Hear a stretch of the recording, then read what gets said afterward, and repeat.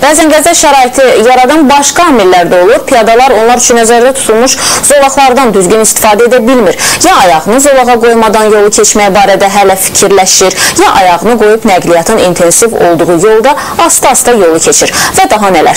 Düzdür, bu məsələdə bəzən problem yaradan sürücülər də olur. Qısas məsələ təzadlıdır, yaxşısı budur. Ruslan Eldaroğlu'nun reportajına baxaq.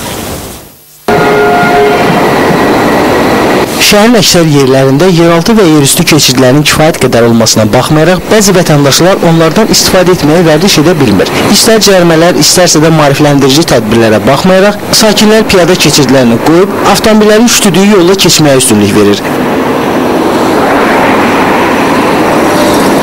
Avtomagistrallarda birbaşa insanların təhlükəsini təmin etmək üçün keçidlər inşa olunsa da, onlar da piyadaların üzünə demək olar ki, həsrət qalıb.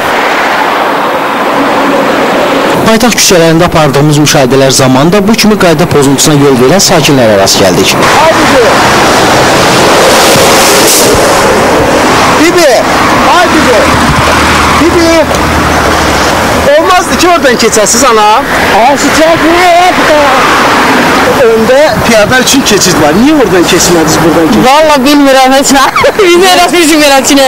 Bəzən piyadalar onlar üçün ayrılan yerlərdən yolu keçməyə çalışsa da, maşın sahibləri onlara yol vermir. Bu isə əksər hallarda haqlı narazılığa gətirib çıxarır. Müşahidələrimiz göstərir ki, paytaxt küçələrində ürək açan mənzərələr də az deyil. Əlbəttə ki, söhbət piyada keçidlərindən normal istifadə edənlərdən gedir. İstər nəqliyyat vasitələrinin sahibləri, istərsə də piyadalar nizamlanmayan keçidlərin qaydalarına tam riayət edirlər.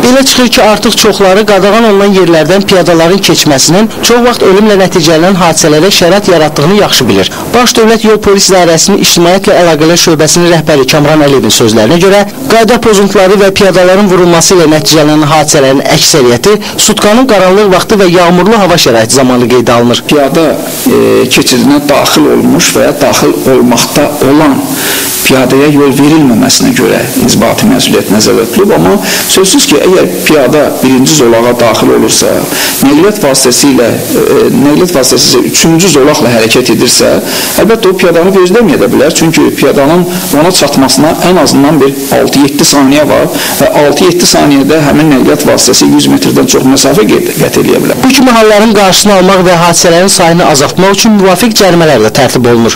Piyadalar üçün cərimə 20 manat olduğu halda avtomobil sahiblərinə 50 manat nəzərdə tutulub.